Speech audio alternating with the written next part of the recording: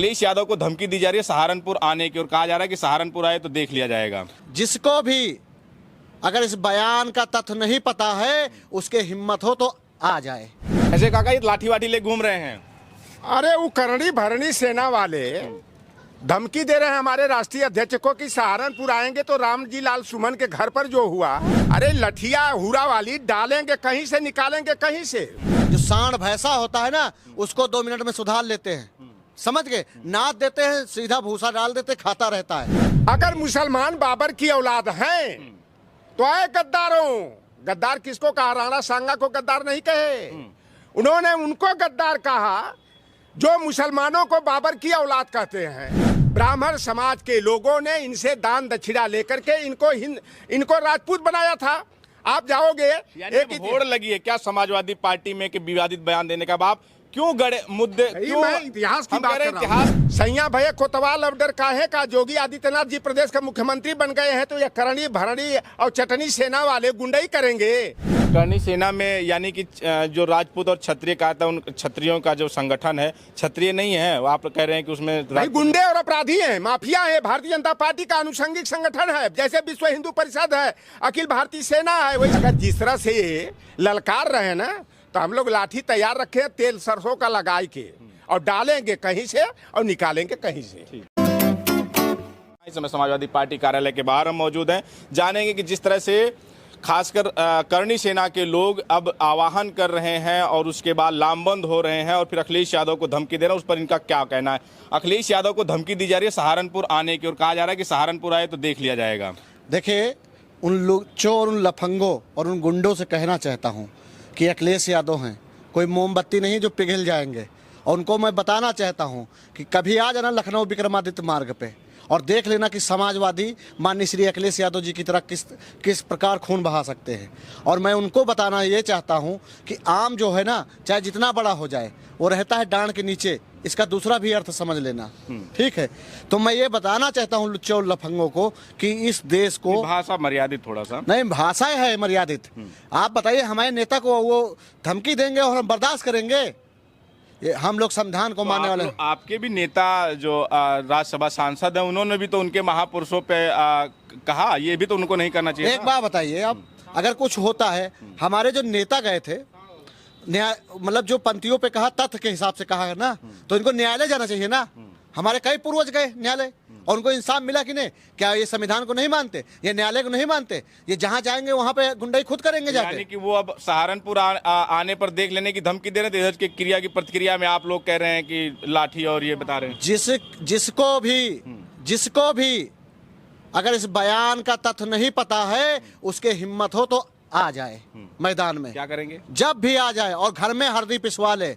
हम लोग अहिर हैं, समझ गए? जो सांड भैंसा होता है ना उसको 2 मिनट में सुधार लेते हैं, समझ गए, नाद देते हैं, सीधा भूसा डाल देते, खाता रहता है। इसीलिए मैं कहता हूं कि जितने भी हैं, समझ गए, हमारा नेता पीडीए को लेके चल रहा है, विकास की बात करता है, सुरक्षा की बात करते हैं हम लोग और न्यायालय की बात करते हैं। ये समाजवादी पार्टी के कार्यालय के बाहर तमाम काका, कैसे काका ये लाठी वाठी ले घूम रहे हैं? अरे वो करणी भरणी सेना वाले धमकी दे रहे हैं हमारे राष्ट्रीय अध्यक्ष को कि सहारनपुर आएंगे तो रामजी लाल सुमन के घर पर जो हुआ उससे ज्यादा हो जाएगा। और ये करणी भरणी सेना वाले भारतीय जनता पार्टी का अनुषंगिक संगठन बन करके जिस तरह से गुंडई पर आमादा हैं, तो देखो भैया, अहिरों से टकराना खतरे से खाली नहीं है। अहिरे का कहा जला कि अहिरे का लाठी और निषादे का करवा डालेंगे कहीं से, निकालेंगे कहीं से। यानी कि अब निषाद जी भी लाठी लेके घूम रहे हैं। अरे भाई, अहिर हमारा बड़ा भाई है तो निषाद पीछे काहे के रहेगा? आगे चलेगा यादव तो पीछे पीछे लाठी डंडा करवार पतवार लेके निषाद भी तैयार रहेगा। ये करणी भरणी सेना वालों का जो स्वाभिमान टकरा गया है, जो इनके आत्मसम्मान पर आघात पहुंचा है, मैं इन बेईमानों से, इन गुंडों लफंगों से पूछना चाहता हूं कि तुम क्षत्रिय और राजपूत समाज को बदनाम कर रहे हो। जो ये करणी सेना वाले अपने को कहते हैं क्षत्रियों का संगठन है, राजपूतों का संगठन है, तो यह क्षत्रियों और राजपूतों का संगठन नहीं है। और किसका है? यह देखो, लुच्चों लफंगों का, लुटेरों का, अपराधियों का यह संगठन है जो भारतीय जनता पार्टी के संरक्षण में, योगी आदित्यनाथ के संरक्षण में पूरी तरह से जो है ना पल बढ़ रहा है। और रामजीलाल सुमन ने क्या गलत कहा था भाई? जब तुम मुसलमानों को बाबर की औलाद कहोगे, मुगलों का वंशज कहोगे, गाली दोगे, तो रामजीलाल सुमन ने संसद के गलियारे में कहा था, कहीं रोड पर कहा था, खेत खलिहान में कहा था। अगर रामजीलाल सुमन का बयान असंसदीय था, अमर्यादित था, तो उनको राज्यसभा से निलंबित कर देना चाहिए था। भाई पिछली बार कितने सांसदों का, 147 सांसदों का को जो है कि निलंबित कर दिया। लेकिन जिस तरह से यह केवल रामजीलाल सुमन के बयान को तोड़ मरोड़ कर भारतीय जनता पार्टी समाजवादी पार्टी को कटघरे में खड़ा करने का प्रयास कर रही है, रामजीलाल सुमन ने इतना ही कहा कि भाई अगर मुसलमान बाबर की औलाद हैं तो आए गद्दारों। गद्दार किसको कहा? राणा सांगा को गद्दार नहीं कहे, उन्होंने उनको गद्दार कहा जो मुसलमानों को बाबर की औलाद कहते हैं। उन गद्दारों की ओर अंगुली उठाकर उन्होंने कहा है, गद्दारों यह बताओ कि बाबर को बुलाने वाला इब्राहिम लोधी पर चढ़ाई करने के लिए किसने बुलाया था? राणा सांगा ने बुलाया था। और राणा सांगा की बात हो तो वह क्या राष्ट्रवाद की लड़ाई लड़ रहे थे?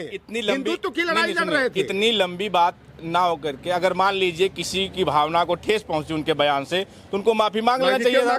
गलत ही क्या कहे हैं? अब वो उधर अड़ गए हैं कि हम मर जाएंगे, जीते जी माफी नहीं मांगेंगे। नहीं मांगना चाहिए। आप लोग लाठी लेके घूम रहे हैं। मैं कह रहा हूं कि रामजीलाल सुमन को कतई माफी नहीं मांगना चाहिए। उनका बयान जो है पूरी तरह से ऐतिहासिक है। आज वो सती चंद्रा का मध्यकालीन इतिहास है। बाबरनामा जो बाबर की आत्मकथा है, साफ तौर पर लिखा है। उसमें देश का विकास होगा। विकास पे आप लोग जो है विकास के मुद्दे पे इतना बढ़िया बात करते हैं, गिनाते हैं, अखिलेश यादव के काम गिनाते हैं। आपको उन मुद्दों पे रहना चाहिए। आप लोग कहाँ जो है जाके इतिहास की जो है जो पन्ने हैं उनको पलट रहे हैं। इससे देश का भला होगा, देश का भला होगा। विकास के मुद्दे पे उनसे सवाल करिए। देखिए, भारतीय जनता पार्टी जो लोकसभा चुनाव में बड़े बड़े दावे करती थी, 80 में 80, 80 में 79, सारे दावे फेल हो गए। समाजवादी पार्टी अपने पीडीए फार्मूला, यानी ये लड़ाई जो है, ये भारतीय जनता पार्टी 20 और 80 की बात करती है ना, हमारी लड़ाई जो है कि 10 बनाम 90 की है। बाबू जगदेव प्रसाद कुशवाहा ने कहा था कि 100 में 90 शोषित है, 90 भाग हमारा है।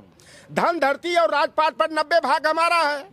10 का शासन 90 पर नहीं चलेगा, नहीं चलेगा। आज समाजवादी पार्टी जो है वही 10 बनाम 90 के फार्मूले पर चलते हुए चल रही है। और क्षत्रिय समाज और राजपूत समाज को ये गुंडे, माफिया, अपराधी, लफंगे, लुच्चे, टपोरी, करणी सेना के नाम पर जिस तरह बदनाम करने का काम कर रहे हैं, इनके अंदर छात्र धर्म है ही नहीं, छात्री का गुण ही नहीं है। अब आप भी तो विवादित बयान दे रहे हैं। किसी भी सामाजिक संगठन को इस तरह से जो है आप गुंडे, लफंगे, लुच्चों का जो है संगठन कह रहे हैं। देखो, ये शेर सिंह राणा जो फूलन देवी का हत्यारा रहा, और फूलन देवी के इतिहास को याद कर लेना। फूलन देवी के साथ अगर गलत हुआ, फूलन देवी रणचंडी बन करके उन आतताइयों को रास्ते से हटाने का काम किया था।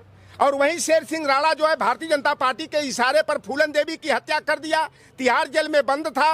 भाजपा की 2014 में सरकार बनी और उस शेर सिंह राणा को राजनाथ सिंह जी गृह मंत्री रहते हुए बाहर कर दिए। और मैं एक सच इतिहास बता दूं, और करणी सेना वाले से कहता हूं कि जाकर राजस्थान का इतिहास पढ़ लेना। चाहे वह ये बताइए, आप पार्टी कार्यालय और यहीं से कुछ दूरी पर अखिलेश यादव का आवास है, यानी 100 मीटर की दूरी पे, और ये समाजवादी पार्टी कार्यालय है। तो इस तरह के कितने लठैत मतलब यहाँ टहल रहे हैं, किसका इंतजार कर रहे हैं? बसवारी में पूरी लाठी कटी जा रही है, हुरे वाली। और करणी सेना वाले अगर आंख तरेंगे ना, कहें कि आंख निकाल लेंगे अखिलेश यादव का, अरे लठिया हुरा वाली डालेंगे, कहीं से निकालेंगे कहीं से। ये जो है यादव समाज भी इनको ललकार रहे हो। यादव समाज अगर अपने पर उतर आए ना, तब बड़े बड़े को छक्का छुड़ा देता है। आप नहीं देखा रेजंगला में क्या हुआ? चाइना की यहाँ लठैत, यानी कि अब यहाँ पार्टी कार्यालय और अखिलेश यादव के घर के बाहर लठैत तैनात किए जा रहे हैं। यानी कि आप लोग लठैत के रूप में रखवाली के लिए या अखिलेश यादव की सुरक्षा में खड़े हैं। देखो, हम लोगों को बचपन में जब हम लोग जूनियर हाई स्कूल में पढ़ते थे तो सठे साठ्यम समाचरित की नीति पढ़ाई जाती थी। यानी कि जैसे को तैसा, भवानी को भैंसा।